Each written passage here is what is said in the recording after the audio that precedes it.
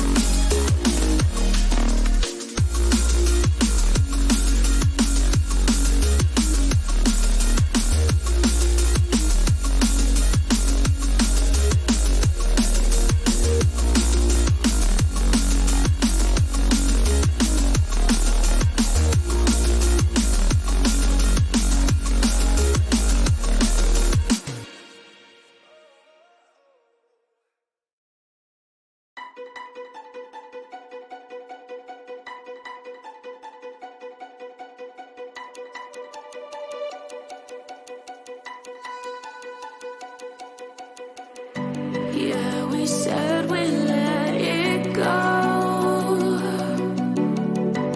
but we settled for the last.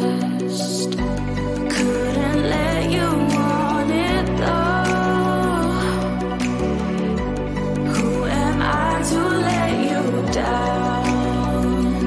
No, who am I to let you down?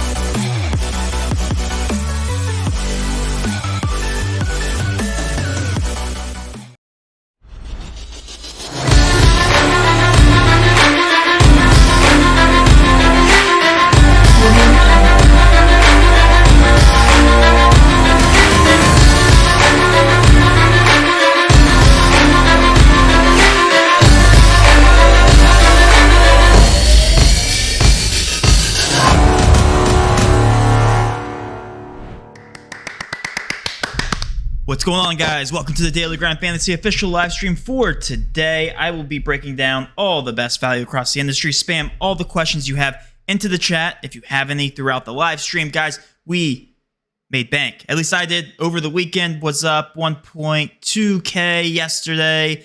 Was previously on a 3-day streak. where I was profiting. If you guys followed the correlation tool, college football, we had 3 or 4 slips for NFL yesterday. Went bananas. Yes, the correlation chart grader is still not updating correctly, but we're up somewhere around here. Like, you know, it's being updated as we speak. So anyway, we like to have this process automated. It just requires a lot of computations and computing power. So we're figuring it out. Anyway, we're up. So if you guys want to sign up for the correlation tool, feel free to head to the link in the bio. I went over the best correlation slip today in my YouTube video. Let's go over it. I don't know if it's the same. Let me refresh. Haven't refreshed in a bit.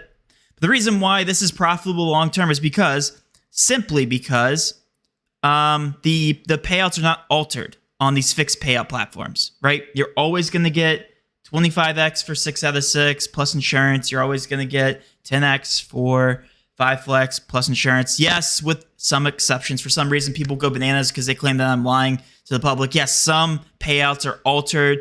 Prizepicks alters all unders for certain players. A combination of QBs plus wide receivers unders. I'm not lying. I'm just simply getting out the fact that they don't alter the payouts for a majority of combinations. Yes, they do alter for some for the unders. Underdog does not. So if you guys want to enter the underdog correlation slip, that is available as well. This looks a little bit different. It looks a lot different. So it looks like receiving targets here are actually lower on Stephon Diggs on Prizepicks. So you should be taking that into consideration. It looks like 2 yards of a difference here. I know that the even line for Gabe Davis is set to 39.5. Anyway, all these correlation slips populate to the correlation tool.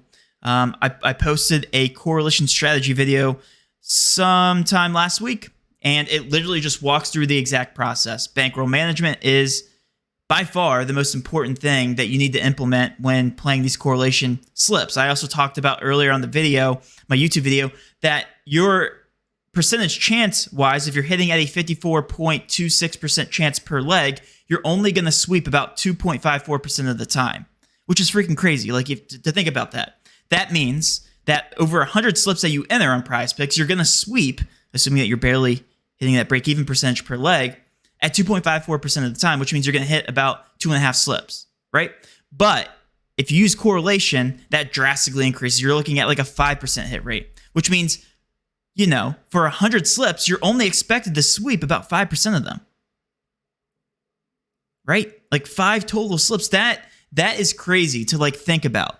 And the best part is you're still growing your bankroll by only hitting that percentage. You just have to be fundamentally sound and listen and trust the process. Trust the math and don't get bent out of shape if you lose 10 straight slips. Like, that's not trusting the process. You have to understand that you will hit big, and when it comes time to enter, 50 plus slips, you actually have to do that in order to see your bankroll grow, right? So that's how this whole process works for correlation. Everything that I'm going to discuss in this live stream is in the YouTube comment section, the description. So let's go over and snipe some value while we can. There's not too many correlation slips other than tonight's matchup here for NFL, at least right now on the correlation tool. So let's go over some value. We have DeMar DeRozan. Under fantasy score, let's go here. Yes, it's going to be more overs more unders for fantasy scores. DeRozan under 36.5, and this looks off, so I'll show you why in a second. I'll go over why this is a profitable long-term slip. Robinson under. Brunson, they play from the same team. That's negatively correlated, so let's stick with Mitchell Robinson for now. We go Drew Holiday.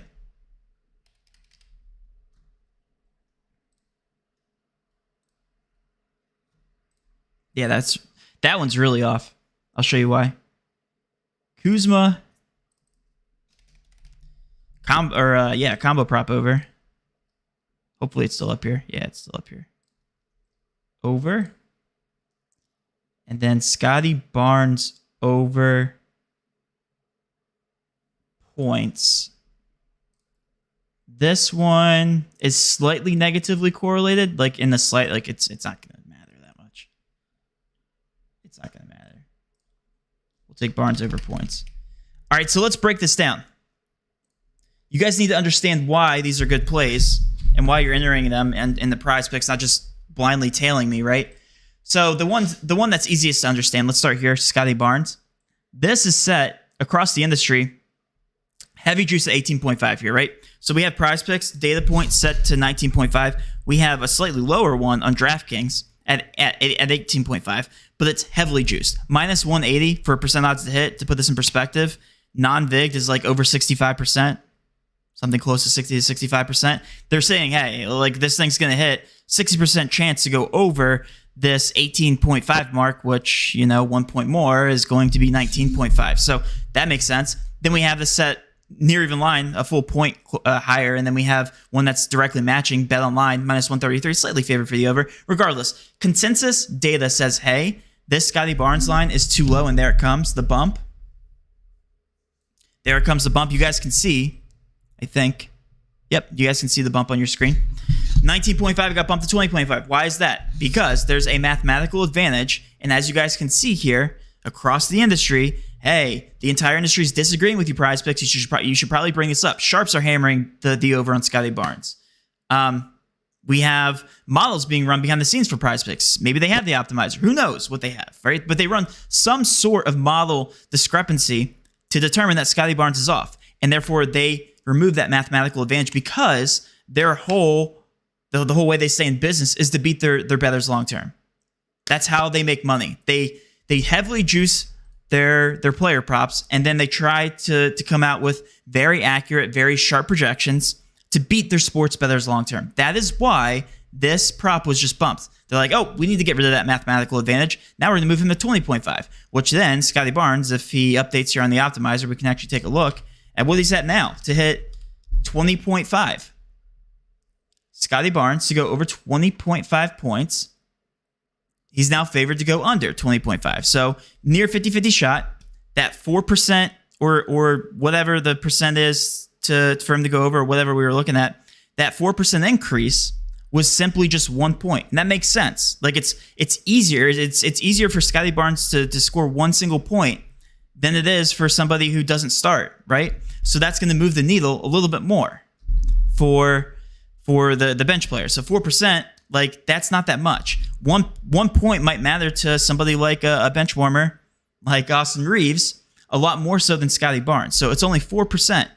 4% to move that 1 point, at least based on the sportsbook knowledge, based on the market. That's how that works, right? So now we have no mathematical advantage. Imagine Scotty Barnes lands on 20 tonight. That 4%, shift in points, it matters. It adds up long term. So anyway, let's now create a new slip. So we had DeMar DeRozan, Mitchell Robinson under. We have Jalen Brunson. That's another one that looks good for the under.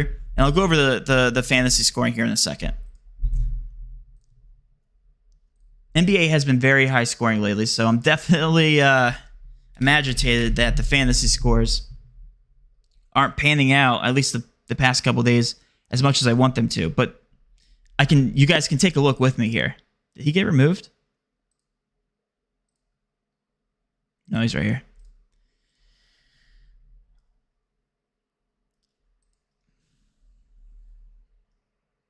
What we can do too, this was a recommended under on the correlation tool, just with all the other player props. You can actually reverse this and take the over.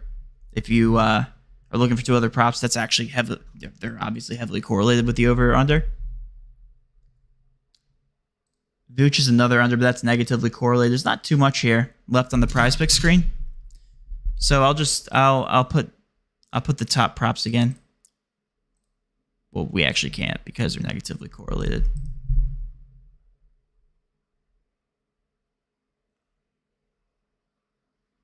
Yeah, here's what we can do. We can reverse the correlation slip here, and we can take the overs of these guys.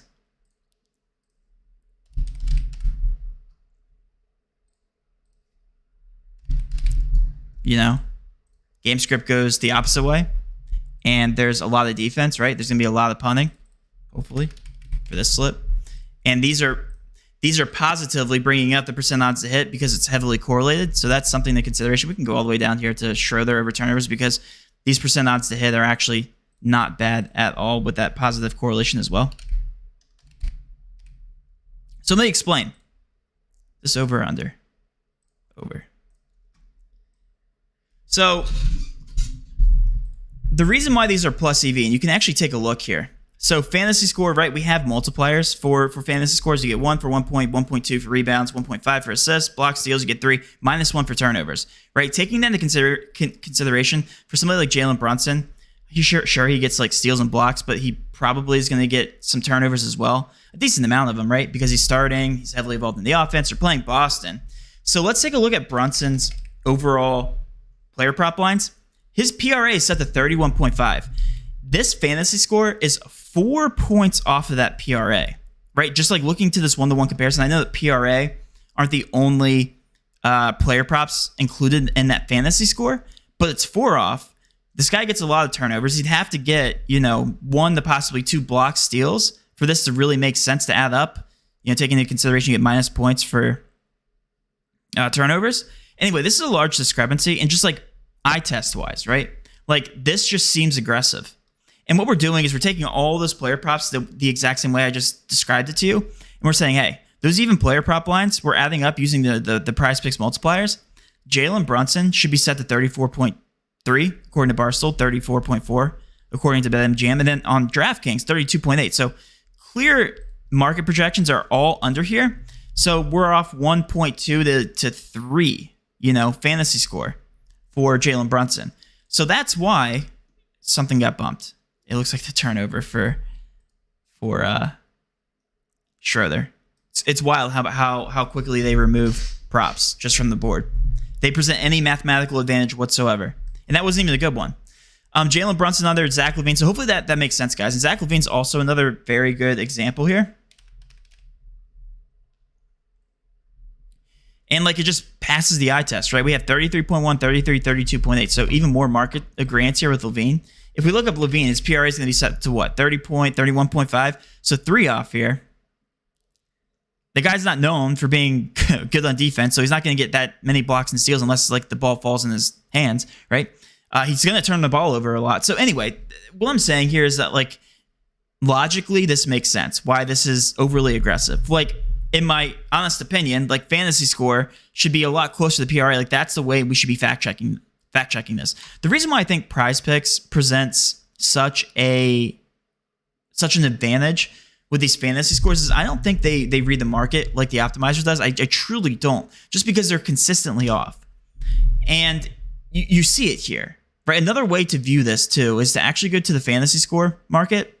And it's funny how many fantasy scores are just truly off. They're all off here. Russell Wilson slightly favoring the over, by the way.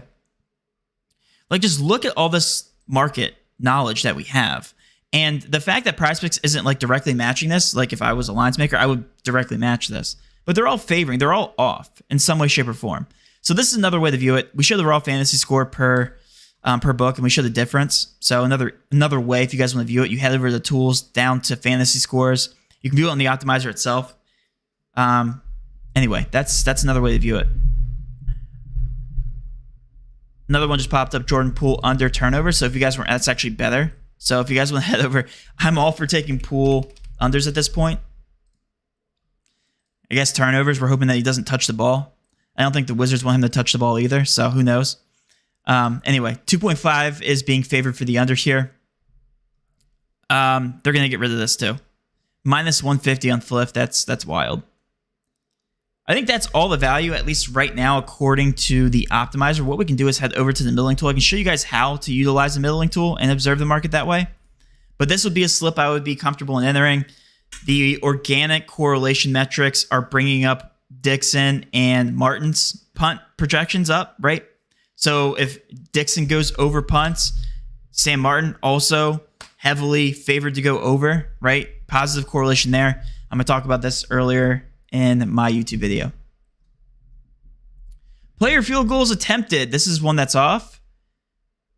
Off by 1 here with Julius Randle. This is less fantasy score, so this is actually positively correlated. We can keep it going here. We can take the over on Randle field goals attempted. Yeah, that's positively correlated with Jalen Brunson. The more shots that Randall's getting up, that means the less opportunities for Jalen Brunson, right? Unless he's like assisting to him the entire time. Who knows? Who knows, right? But anyway, slight positive correlation here with Julius Randle. I would be comfortable including that one in there. DeMar DeRozan's also off here. These guys are only off 0.5. So the whole point in the middling tool too is the middle between these two apps. If you're taking the over on Prizepicks, you're taking the under on Underdog. One field goal attempted does matter a lot, right? Like that could make or break your night. So what I would be doing here is I would be taking the under on field goals attempted. If he lands on 17, you win on both apps, right? 16.5 and 17.5 are two completely different numbers. They just are, especially when it comes to field goals attempted. I'd be interested to see the median projections for Julius Randle field goals attempted. I'm sure anywhere between 15 to 20, probably where that median projection is, and it drastically drops off after those two numbers. And again, I'm just thinking out loud here, but like that one difference does move the needle a lot. And that's the way I would be playing this. And that's how you use the middling tool. You take two projections, you try to middle them. The only time when that doesn't matter is if you look at the market here. Like obviously, Boom setting their projection to 4 here with Derek White, and then Prizepicks setting their projection to 4. Obviously, you would not middle between Prizepicks, right? Because 2 of the 3 projections agree here. I would be taking just this projection on Hot Streak because it clearly looks off. Clearly, you're getting 0.5 off, and you're getting some really good odds. Minus 133 on the under there. So that's the way I'd be playing that. Parlay play, like here's a really good example. We have 1, 2, 3, 4, 5. We have 5 projections agreeing with 29.5 points plus rebounds for Siakam. But on parlay play, they're the only one that's off. So I wouldn't middle between Prizepicks and parlay play. I would just be looking at parlay play to take the over, because I'm using market knowledge. This way, you're able to visualize the data. You're able to see it. You're able to see the discrepancies a lot easier than you are switching over to the optimizer and trying to middle between that, because it doesn't show you, it doesn't paint the full picture. We literally highlight the green, the largest discrepancies, right?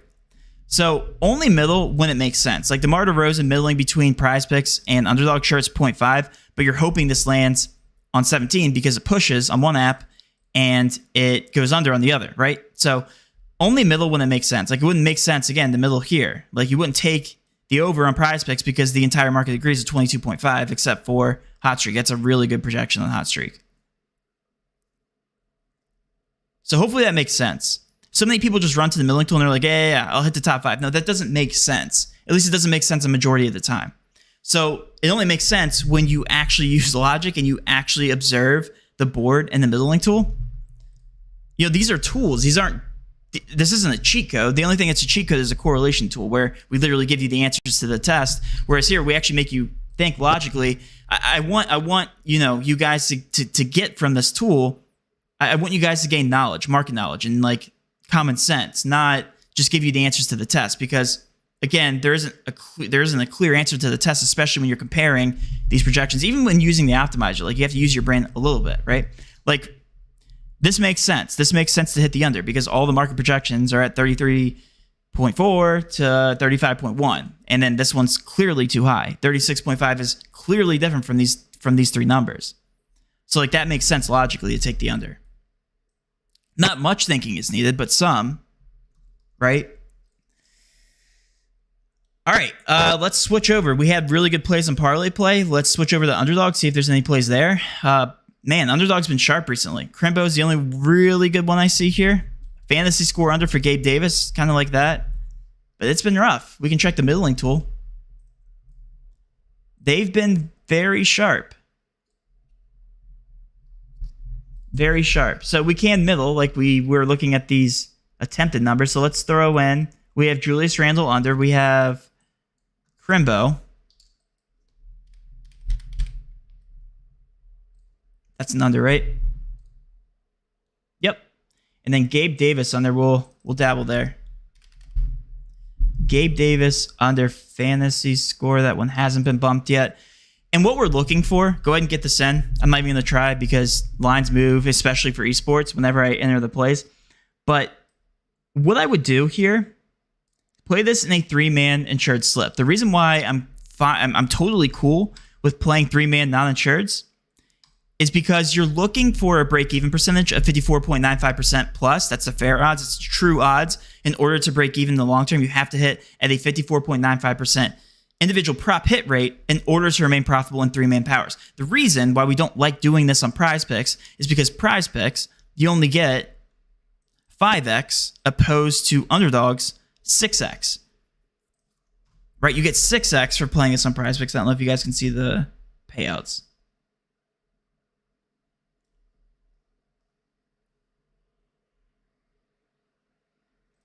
There we go.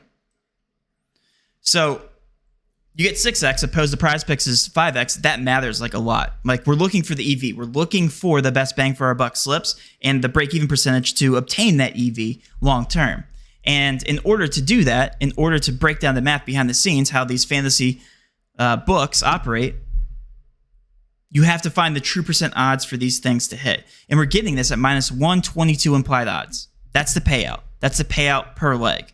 And as long as we can find mathematically profitable plays over that minus 122 implied odds hump, then you automatically find an edge that way. That's how you beat these fantasy apps. That's how you do it. That's how you do it long term anyway. Right? I'm not talking day to day. I'm not talking week to week. I'm not talking month to month. I'm talking over the course of a lifetime. This is how you beat the books. And sometimes it takes, waiting out the process in order to see those results. So yeah, underdog sucks right now, unless you guys want the middle of these, which you can do. But I'm pretty sure, and I just have a gut feeling here, there's going to be a lot more plays, and there are, on parlay play. 6-man insured is what we're looking for. We still have to update those odds right there. 6-man insured, I believe we can find one. Siakam over points plus rebounds. We found that one on the middling tool as well. But if you're just literally looking at the parlay play optimizer, there it is. Now, these are negatively correlated very much so. Like, if Siakam's getting points and rebounds, he's obviously taking them from Jakob Poeltl. So that kind of like this is a very high percentage. So I don't have a problem. I just need to shut up and build. I'll explain to you guys after. Oh, I forgot he played for the Raptors too. That sucks.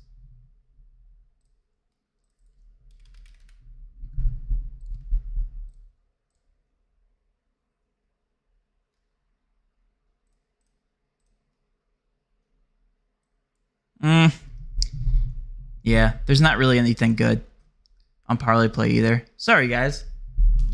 You play the cards that you are dealt, but right now we're not getting too much. Parlay play, jock market's been okay. Ooh.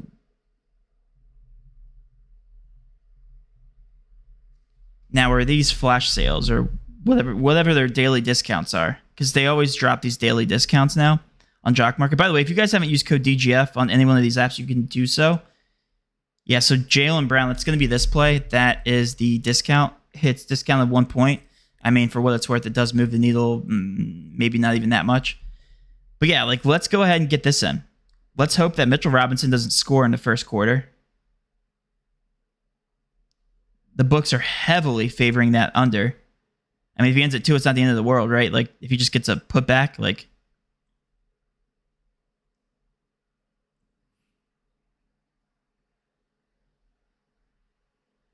Who are they playing? They're playing the Celtics too, right? Josh Allen's going to be the good one here. Josh Allen. And they don't have a desktop presence, so I can't show you guys when I'm entering, but I'm entering the top 2 right now. Pass attempts over. And then let's go. Let's throw in the Jaylen Brown. Yeah, let's throw in the Jaylen Brown promo. And jock market works the same way. They pay out 6x for 3-man non-insured, so the break-even percentage is going to be your minus 122, non-insured. The exact same thing as UD. So yeah, their optimal slip type's going to be 3-man non-insured, and they also have the exact same payouts, I believe, as Prizepicks. Yeah, so for 5-man insured, 3-man non-insured are going to be your best 2 types there. So yeah, that's that. I think we're pretty much sucking up the entire board now. One thing I will say, and you guys should do this, and I'm going to start doing this more. I'm going to start making myself available after 7 o'clock to really show you guys. But I talk about this NBA strategy all the time, and you guys have to listen to this NBA strategy. It literally is a money printer if you guys are actually doing it. If you're a college student, it's a lot easier to do this. If you're a family guy like myself, and you have to step away from the computer after 5, 6 o'clock to put down your kid. And anyway, I'm gonna start making myself more available after 7 o'clock, because what happens after 7 o'clock, once all these NBA games start, is injury news, lineup changes, any kind of news at all, minute restrictions. Doesn't matter what it is, but there's so much more news that happens after 7 o'clock because NBA games are tipping off at that point. And the amount of games that are on Mondays, Wednesdays, and Fridays, it just makes more sense that there's more news to identify and readjust in terms of projections at that time. So what happens after 7 o'clock is that these sports books are always changing their projections like immediately. Once the injury news breaks, once you guys see just any kind of news in general, and we've talked about this so many times, the sports books update their projections and anything, their models, the sharp money comes flying in on one side or the other here with all these NBA props. And they adjust so much quicker than fantasy apps like Prizepicks, like Underdog. And what you'll see, and if you guys sign up for the email notifications here too, if you guys create a notification, have anything over like 58%, you guys will get hammered with value after 7 o'clock sent directly to your email. And that's the best time to attack NBA, because there's about anywhere between like a 1 to 5 minute window to get in these specific plays. And I've talked about this on Twitter. I've talked about this on TikTok, YouTube, and it's the best time to take advantage. It really is, because there's so much going on. There's so many moving parts that these sports books move a lot quicker just because of experience than on Prizepicks and Underdog and Parlay Play.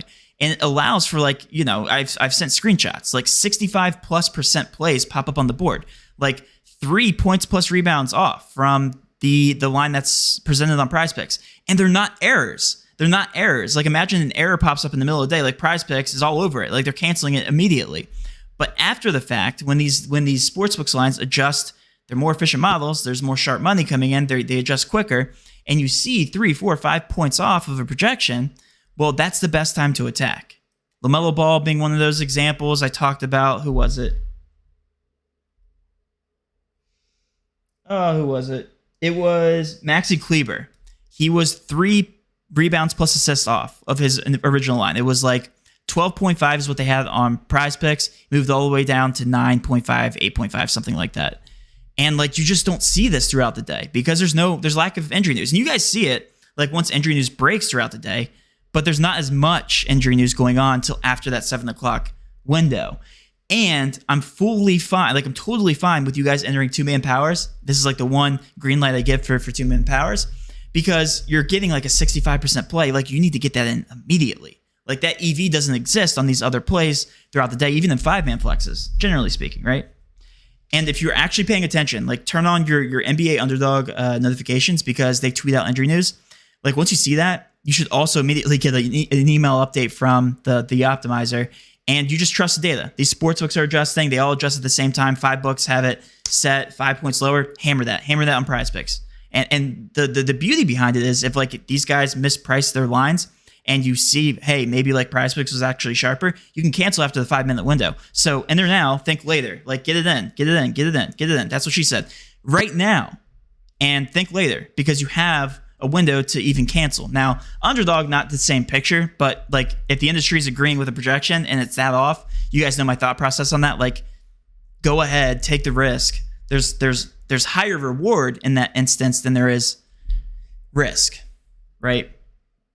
So that's my NBA strategy. I do it when I have time. Full transparency, I probably don't have as much time as a 21-year-old college kid or guys that, you know, aren't in a relationship. Hopefully a majority of you guys in here who have kids. Like, I'm 31. I'm old. I'm taking care of things after that 7 o'clock. Like right now I'm doing my work. But anyway, you guys see it more so than me. Like, don't follow me on Twitter and see that I do it 24/7 because I only can do it at select times throughout the day. But that's the best. That honestly, like I swear, like that strategy makes this optimizer so much more worth it if you wait till after 7. Like right now, sure, we can look at the fantasy scores. We can take the unders and 5 flexes, and you guys can take one slip, couple slips throughout the day. But the true edge is after that. The timing, man. The timing for NBA, getting in those slips, securing that value, it's crazy. It really is. But we have some plays here. Middling opportunity. So right now, let's do this right now. I need to jump on this immediately. Togs, don't care who he is. He's 6 kills, 3 kills off.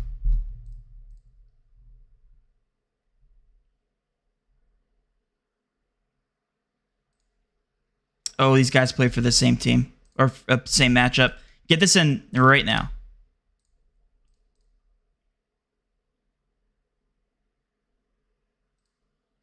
I think it's literally the top 3. They all look great. Get this in right now. So these two are positively correlated. I'll wait till they get removed because you guys should be hammering this. The top 2 are positively correlated. They're from the same matchup. So think about CSGO correlation in terms of NBA. Imagine an NBA game goes to 6 overtimes. All the players in that game are hitting their overs for points, right? It just makes sense. Same kind of logic applies for CSGO, but it's even more so relevant because the games are dependent on if they go the distance or how close they are. There's more rounds, which means there's more overall kills. So a CSGO 2 game or CS2 game, whatever you want to call it, once it goes into overtime, there's a lot more kills to be had overall for both teams. It doesn't matter which team wins.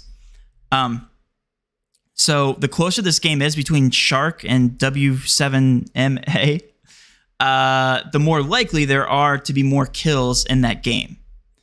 So these two, even though they're from the opposing team and you're taking both their overs, they're positively correlated. Like if I knew an NBA game was going to go to triple overtime, I would be taking all the over points for the superstars in that game. It makes sense, right? Same logic applies, even more correlated here for CS2. Get this in on the opposite side, I'd be taking the unders of both these guys. Because if one team blows out the other team, there's lack of round counts. So take the under of Jock Market, 36.2 and 32, because there's a middling opportunity. Let's say that these guys land in between 33.5 and 36.5. You win on both apps. You win that leg. So imagine you take the under on Jock Market, the overs on UD, and they land in the middle here, and you win both apps, right? Like that would be insane. The correlation too is so strong for these esports.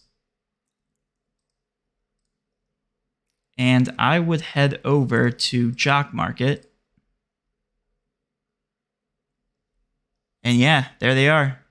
Under, and then we have another one, Patty. This guy's way off too.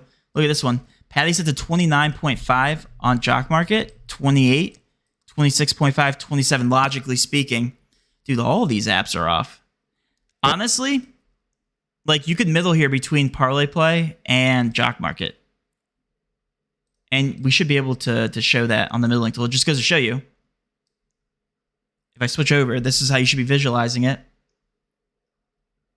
Sure thing. We're saying, hey, middle this on Parlay Play and Jock Market. It's still mathematically profitable right here if you middle between these two. But the most off projection, right, using logic, is going to be on Jock Market. Jock Market, there it is. Oh, this one just popped up too. It's an even prop though. Dude, there's actually a lot of plays here on Jock Market. Under 27.5. This one's weird. So this one's interesting. So we have a projection here. Enters, whatever his name is. I think that's his name. Makes sense. 25.5, 26.5, and 27.5. So there's literally the median. Oh, well, I guess it's juiced on the under here. So it's not exactly the same, But like I was thinking here, this is parlay play, not hot streak.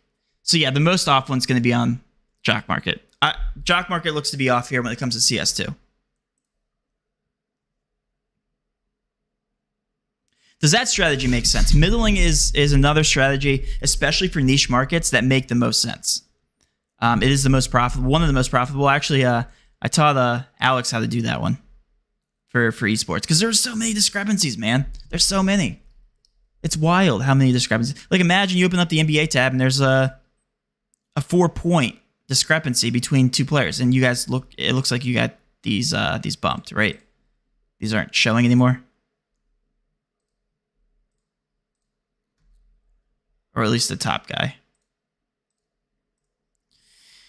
Anyway, I'm going to reserve the last 10 minutes for questions. I'm going to go through them. Best time to refresh the optimizer is between 6 to 8 p.m. I had the optimizer for over a year now and probably have made over 150 units. Keller, that is amazing. Esports value on Jock Market. Yep. No way correlation tool is up to 300 now. I thought it was 250. It's $200 right now. The correlation tool is $200 per month, and a $5 unit size bettor would have made $2,800 based on the results in 2.5 months.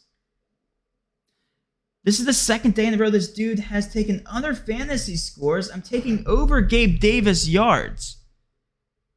Right, because I'm trusting the math. Hopefully that makes sense. That correlation going up $300. Y'all better sign up if you plan on it. We have to get underdog, Matt. Yes. Yeah, I agree. Underdog hasn't been giving us too much value lately.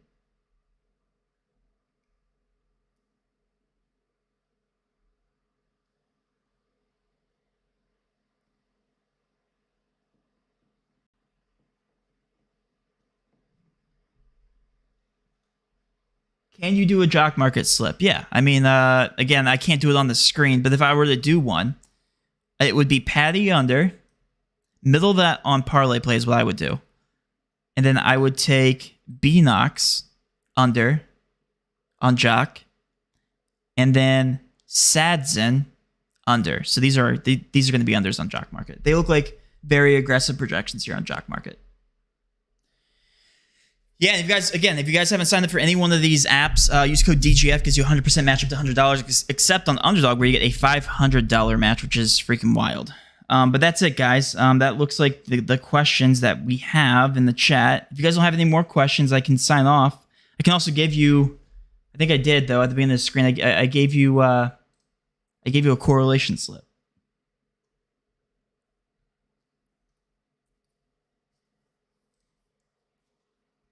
Yeah, it's still the same. Still the same there. Those haven't been bumped. Same thing with this one. Yeah, guys, thanks for tuning in. I will be live at 4:30.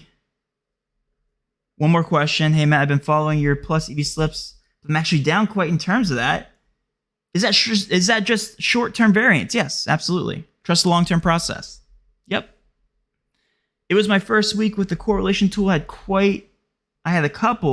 had multiple, sorry, I can't read, slips missed by very minimal, so it does look promising. Yeah, that sucks. That sucks, Big Blue Nation. Correlation, though, it's so strong for NFL that the likelihood that you miss by just like 1 to 2 props are less likely than if you were to just play individual plus EV plays. So keep with the process, man. I've had correlation slips where I've missed by like a couple yards. It sucks. I saw the one. It was the Mark Andrews. Who took the correlation slip with Mark Andrews in it? He missed by 1 yard, and if he hits the over, it was 40.5. If he hits 41.5, you go 6-6 on Prizepicks. That was a slip that was often tweeted to me this weekend. But yeah, man, guys, just trust the process. Just trust the process. I promise you, you will become a profitable long-term. Keep up the volume. And most importantly, yes, I have dropped a video on how to use the correlation tool. Multiple ones, 3 of them, one being last week. All right, guys, thanks for tuning in. Let's cash. I will talk to you later on the 4:30 live stream.